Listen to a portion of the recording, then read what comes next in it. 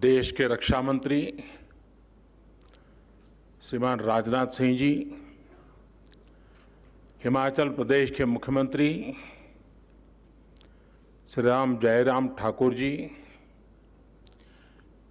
केंद्रीय मंत्रिमंडल में मेरे साथी हिमाचल नो छोकरो अनुराग ठाकुर, हिमाचल सरकार के मंत्रीगण, अन्य जनप्रतिनिधिगण, chief of defence staff general Bipin Rawat ji, army chief, रक्षा मंत्रालय, बॉर्डर रोड ऑर्गेनाइजेशन से जुड़े सभी साथी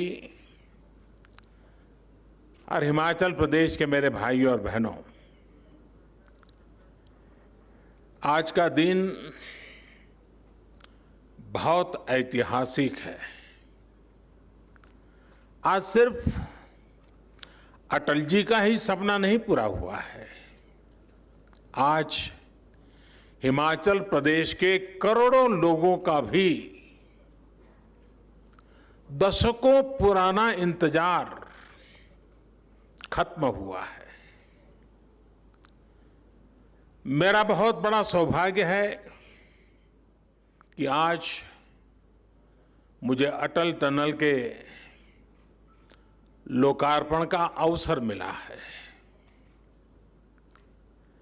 और जैसा अभी राजनाथ जी ने बताया,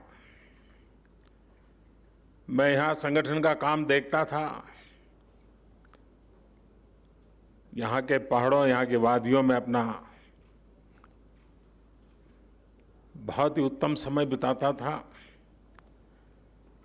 और जब अटल जी मनाली में आके रहते थे तो अक्सर उनके पास बैठना, गपशप करना, और मैं और धूमल जी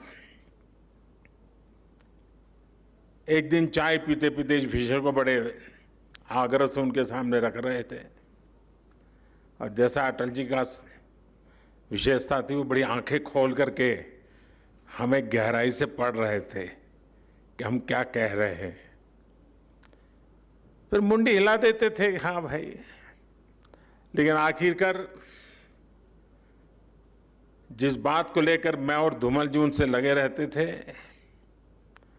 वो सुझाव अटल जी का सपना बन गया, संकल्प बन गया, और आज हम उसे एक सिद्धि के रूप में अपनी आंखों के सामने देख रहे हैं। इससे जीवन का कितना बड़ा संतोष हो सकता है, आप कल्पना कर सकते हैं। अब से पहले, कुछ मिनट पहले, हम सब ने एक मूवी भी देखी और मैंने वहां एक पिक्चर गैलरी भी देखी, the making of Atal tunnel. अक्सर लोकार्पण की चकाचौंध में वो लोग कहीं पीछे रह जाते हैं जिनके परिश्रम से ये सब संभव हुआ है। अभेद्य पीर पंजाल का उसको भेद कर एक बहुत कठिन संकल्प को आज पूरा किया गया है। इस महायज्ञ में अपना पसीना बहाने वाले, अपनी जान जोखिम में डालने वाले मेहनतकश जवानों को, इंजीनियरों को, सभी मजदूर भाई बहनों को आज मैं आदरपूर्वक नमन करता हूं। साथियों, अटल टनल हिमाचल प्रदेश के एक बड़े हिस्से के साथ साथ नए केंद्र शासित प्रदेश लेह लद्दाख की भी लाइफलाइन बनने वाला है। अब सही मायनों में हिमाचल प्रदेश का ये बड़ा क्षेत्र और लेह लद्दाख देश के बाकी हिस्सों से हमेशा जुड़े रहेंगे। प्रगति पथ पर तेजी से आगे बढ़ेंगे। इस टनल से मनाली और केलोंग के बीच इसकी दूरी 3-4 घंटे कम हो ही जाएगी। पहाड़ के मेरे भाई बहन समझ सकते हैं कि पहाड़ पर 3-4 घंटे की दूरी कम होने का मतलब क्या होता है। साथियों, लेह लद्दाख के किसानों, बागवानों, युवाओं के लिए भी अब देश की राजधानी दिल्ली और दूसरे बाजार तक उनकी पहुंच आसान हो जाएगी। उनका जोखिम भी कम हो जाएगा। यही नहीं, ये टनल देवधारा हिमाचल और बुद्ध परंपरा के उस जुड़ाव को भी सशक्त करने वाली है जो भारत से निकलकर आज पूरी दुनिया को नई राह, नई रोशनी दिखा रही है। इसके लिए हिमाचल और लेह लद्दाख के सभी साथियों को बहुत बहुत बधाई। साथियों, अटल टनल भारत के बॉर्डर इंफ्रास्ट्रक्चर को भी नई ताकत देने वाली है। ये विश्व स्तरीय बॉर्डर कनेक्टिविटी का जीता जागता प्रमाण है। हिमालय का ये हिस्सा हो, पश्चिम भारत में रेगिस्तान का विस्तार हो, या फिर दक्षिण और पूर्वी भारत का तटीय इलाका, ये देश की सुरक्षा और समृद्धि दोनों के बहुत बड़े संसाधन है। हमेशा से इन क्षेत्रों के संतुलित और संपूर्ण विकास को लेकर यहां के इंफ्रास्ट्रक्चर को बेहतर बनाने की मांग उठती रही है, लेकिन लंबे समय तक हमारे यहां बॉर्डर से जुड़े इंफ्रास्ट्रक्चर के प्रोजेक्ट या तो प्लानिंग के स्टेज से बाहर ही नहीं निकल पाए, या जो निकले वो अटक गए, लटक गए, भटक गए। अटल टनल के साथ भी कभी कभी तो कुछ ऐसा महसूस भी हुआ है। साल 2002 में अटल जी ने इस टनल के लिए अप्रोच रोड का शिलान्यास किया था। अटल जी की सरकार जाने के बाद जैसे इस काम को भी भुला दिया गया। हालत ये थी कि साल 2013-14 तक टनल के लिए सिर्फ 1300 मीटर यानी 1.5 किलोमीटर से भी कम काम हो पाया था। एक्सपर्ट बताते हैं कि जिस रफ्तार से अटल टनल का काम उस समय हो रहा था, अगर उसी रफ्तार से काम चला होता तो ये सुरंग साल 2040 में जाकर के शायद पूरी होती। आप कल्पना करिए, आपकी आज जो उम्र है उसमें 20 वर्ष और जोड़ लीजिए, तब जाकर लोगों के जीवन में ये दिवस आता, उनका सपना पूरा होता। जब विकास के पथ पर तेजी से आगे बढ़ना हो, जब देश के लोगों के विकास की प्रबल इच्छा हो, तो रफ्तार बढ़ानी ही पड़ती है। अटल टनल के काम में भी 2014 के बाद अभूतपूर्व तेजी लाई गई। बीआरओ के सामने आने वाली हर अड़चन को हल किया गया। नतीजा ये हुआ कि जहां हर साल पहले 300 मीटर सुरंग बन रही थी, उसकी गति बढ़ाकर 1400 मीटर प्रति वर्ष हो गई। सिर्फ 6 साल में हमने 26 साल का काम पूरा कर लिया। साथियों, इंफ्रास्ट्रक्चर के इतने अहम और बड़े प्रोजेक्ट के निर्माण में देरी से देश का हर तरह से नुकसान होता है। इससे लोगों को सुविधा मिलने में तो देरी होती है, इसका खामियाजा देश को आर्थिक स्तर पर उठाना पड़ता है। साल 2005 में यह आकलन किया गया था कि ये टनल लगभग 950 करोड़ रुपए में तैयार हो जाएगी, लेकिन लगातार होती देरी के कारण आज ये 3 गुना से भी ज्यादा यानी करीब करीब 3200 करोड़ रुपए से अधिक खर्च करने के बाद पूरी हो पाई है। कल्पना कीजिए कि अगर 20 साल और लग जाते तब क्या स्थिति होती। साथियों, कनेक्टिविटी का देश के विकास से सीधा संबंध होता है। ज्यादा से ज्यादा कनेक्टिविटी यानी उतना ही तेज विकास। खासकर बॉर्डर एरिया में तो कनेक्टिविटी सीधे सीधे देश की रक्षा जरूरतों से जुड़ी होती है। लेकिन इसे लेकर जिस तरह की गंभीरता थी और उसकी गंभीरता की आवश्यकता थी, जिस तरह की राजनीतिक इच्छा शक्ति की जरूरत थी, दुर्भाग्य से वैसी नहीं दिखाई गई। अटल टनल की तरह ही अनेक महत्वपूर्ण प्रोजेक्ट्स के साथ ऐसा ही व्यवहार किया गया। लद्दाख में दौलत बेग ओल्डी के रूप में सामरिक रूप से बहुत महत्वपूर्ण एयर स्ट्रिप 40-50 साल तक बंद रही। क्या मजबूरी थी, क्या दबाव था, मैं इसके विस्तार में जाना नहीं चाहता।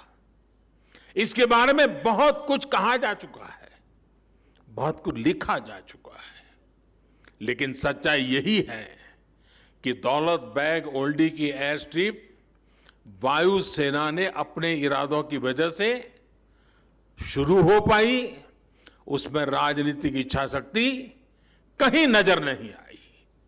साथियों, मैं ऐसे दर्जनों प्रोजेक्ट गिना सकता हूं जो सामरिक दृष्टि से और सुविधा की दृष्टि से भले ही कितने भी महत्वपूर्ण रहे हो, लेकिन बरसों तक नजरअंदाज किए गए। मुझे याद है, मैं करीब 2 साल पहले अटल जी के जन्मदिन के अवसर पर असम में था। वहां पर भारत के सबसे लंबे रेल रोड बीच बोगीबील पुल को देश को समर्पित करने का अवसर मुझे मिला था। ये पुल आज नॉर्थ ईस्ट और अरुणाचल प्रदेश से कनेक्टिविटी का बहुत बड़ा माध्यम है। बोगीबील ब्रिज पर भी अटल जी की सरकार के समय ही काम शुरू हुआ था, लेकिन उनकी सरकार जाने के बाद फिर इस पुल का काम सुस्त हो गया। साल 2014 के बाद ही इस काम ने भी गति पकड़ी और 4 साल के भीतर भीतर इस पुल का काम पूरा कर लिया गया। अटल जी के साथ ही एक और पुल का नाम जुड़ा है, कोसी महासेतु का। बिहार में मिथिलांचल के 2 हिस्सों को जोड़ने वाले कोसी महासेतु का शिलान्यास अटल जी ने ही किया था, लेकिन इसका काम भी उलझा रहा, अटका रहा। 2014 में हमें सरकार में आने के बाद कोसी महासेतु का काम भी हमने तेज करवाया। अब से कुछ दिन पहले ही कोसी महासेतु का भी लोकार्पण किया जा चुका है। साथियों, देश के करीब करीब हर हिस्से में कनेक्टिविटी के बड़े बड़े प्रोजेक्ट्स का यही हाल रहा है, लेकिन अब ये स्थिति बदल रही है और बहुत तेजी के साथ बदल रही है। बीते 6 वर्षों में इस दिशा में अभूतपूर्व प्रयास किया गया है। विशेष रूप से बॉर्डर इंफ्रास्ट्रक्चर के विकास के लिए पूरी ताकत लगा दी गई है। हिमालय क्षेत्र में चाहे वो हिमाचल हो, जम्मू कश्मीर हो, करगिल लेह लद्दाख हो, उत्तराखंड हो, सिक्किम हो, अरुणाचल प्रदेश हो, दर्जनों प्रोजेक्ट पूरे किए जा चुके हैं और अनेकों प्रोजेक्ट पर तेजी से काम चल रहा है। सड़क बनाने का काम हो, पुल बनाने का काम हो, सुरंग बनाने का काम हो, इतने बड़े स्तर पर देश में इन क्षेत्रों में पहले कभी काम नहीं हुआ। इसका बहुत बड़ा लाभ सामान्य जनों के साथ ही हमारे फौजी भाई बहनों को भी हो रहा है। सर्दी के मौसम में उन तक रसद पहुंचाना हो, उनकी रक्षा से जुड़े साजो सामान हो, वो आसानी से पेट्रोलिंग कर सकें, इसके लिए सड़कों का जाल बिछाया जा रहा है। साथियों, देश की रक्षा जरूरतों, देश की रक्षा करने वालों की जरूरतों का ध्यान रखना, उनके हितों का ध्यान रखना हमारी सरकार की सर्वोच्च प्राथमिकता में से एक है। हिमाचल प्रदेश के हमारे भाइयों बहनों को आज भी याद है कि 1 रैंक 1 पेंशन को लेकर पहले की सरकारों का क्या बर्ताव था। 4 दशकों तक हमारे पूर्व फौजी भाइयों को सिर्फ वायदे ही किए गए, कागजों में सिर्फ 500 करोड़ रुपए दिखाकर ये लोग कहते थे कि 1 रैंक 1 पेंशन लागू करेंगे, लेकिन किया फिर भी नहीं। आज 1 रैंक 1 पेंशन का लाभ देश के लाखों पूर्व फौजियों को मिल रहा है। सिर्फ एरियर के तौर पर ही केंद्र सरकार ने लगभग 11,000 करोड़ रुपए पूर्व फौजियों को दिए हैं। हिमाचल प्रदेश के भी करीब करीब 1 लाख फौजी साथियों को इसका लाभ मिला है। हमारी सरकार के फैसले साक्षी हैं कि हमने जो फैसले किए वो हम लागू करके दिखाते हैं। देश हित से बड़ा, देश की रक्षा से बड़ा हमारे लिए और कुछ नहीं है। लेकिन देश ने लंबे समय तक वो दौर भी देखा है जब देश की रक्षा हितों के साथ समझौता किया गया। देश की वायुसेना आधुनिक फाइटर प्लेन मांगती रही, वो लोग फाइल पे फाइल, फाइल पे फाइल, कभी फाइल खोलते थे, कभी फाइल से खेलते थे। गोला बारूद हो, आधुनिक राइफलें हो, बुलेट प्रूफ जैकेट्स हो, कड़ाके की ठंड में काम आने वाले उपकरण और अन्य सामान हो, सब कुछ ताक पर रख दिया गया था। एक समय था जब हमारी ऑर्डिनेंस फैक्ट्रियों की ताकत अच्छों के होश उड़ा देती थी, लेकिन देश की ऑर्डिनेंस फैक्ट्रियों को अपने हाल पर छोड़ दिया गया। देश में स्वदेशी लड़ाकू विमानों, हेलीकॉप्टरों के लिए HAL जैसी विश्व स्तरीय संस्था बनाई गई, लेकिन उसे भी मजबूत करने पर उतना ध्यान नहीं दिया गया। बरसों तक सत्ता में बैठे लोगों के स्वार्थ ने हमारी सैन्य क्षमताओं को मजबूत होने से रोका है, उसका नुकसान किया है। जिस तेजस लड़ाकू विमान पर आज देश को गर्व है, उसे भी इन लोगों ने डिब्बे में बंद करने की तैयारी कर ली थी। ये थी इन लोगों की सच्चाई, ये है इन लोगों की सच्चाई। साथियों, अब आज देश में ये स्थिति बदल रही है। देश में ही आधुनिक अस्त्र शस्त्र बने, मेक इन इंडिया हथियार बने, इसके लिए बड़े रिफॉर्म्स किए गए हैं। लंबे इंतजार के बाद चीफ ऑफ डिफेंस स्टाफ की व्यवस्था अब हमारे सिस्टम का हिस्सा है। इसे देश की सेनाओं की आवश्यकताओं के अनुसार प्रोक्योरमेंट और प्रोडक्शन दोनों में बेहतर समन्वय स्थापित हुआ है। अब अनेक ऐसे साजो सामान हैं जिनको विदेश से मांगने पर प्रतिबंध लगा दिया गया है। वो सामान अब सिर्फ भारत के उद्योगों से ही खरीदना जरूरी कर दिया गया है। साथियों, भारत में डिफेंस इंडस्ट्री में विदेशी निवेश और विदेशी तकनीक आ सके, इसके लिए अब भारतीय संस्थानों को अनेक प्रकार के प्रोत्साहन दिए जा रहे हैं। जैसे जैसे भारत की वैश्विक भूमिका बदल रही है, हमें उसी तेजी से, उसी रफ्तार से अपने इंफ्रास्ट्रक्चर को, अपने आर्थिक और सामरिक सामर्थ्य को भी बढ़ाना है। आत्मनिर्भर भारत का आत्मविश्वास आज जनमानस की सोच का हिस्सा बन चुका है। अटल टनल इसी आत्मविश्वास का प्रतीक है। एक बार फिर मैं आप सभी को, हिमाचल प्रदेश को और लेह लद्दाख के लाखों साथियों को बहुत बहुत बधाई और बहुत बहुत शुभकामनाएं देता हूं। हिमाचल पर मेरा कितना अधिकार है ये तो मैं नहीं कह सकता हूं, लेकिन हिमाचल का मुझ पर बहुत अधिकार है। आज के इस कार्यक्रम में समय बहुत कम होने के बावजूद भी हमारे हिमाचल के प्यार ने मुझ पर इतना दबाव डाल दिया, 3 कार्यक्रम बना दिए।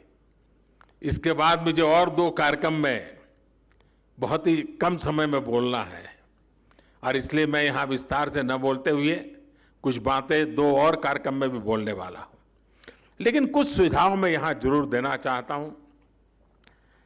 मेरे ये सुझाव भारत सरकार के रक्षा मंत्रालय के लिए भी हैं, भारत सरकार के शिक्षा मंत्रालय के लिए भी है और बीआरओ के लिए स्पेशली भी है। एक,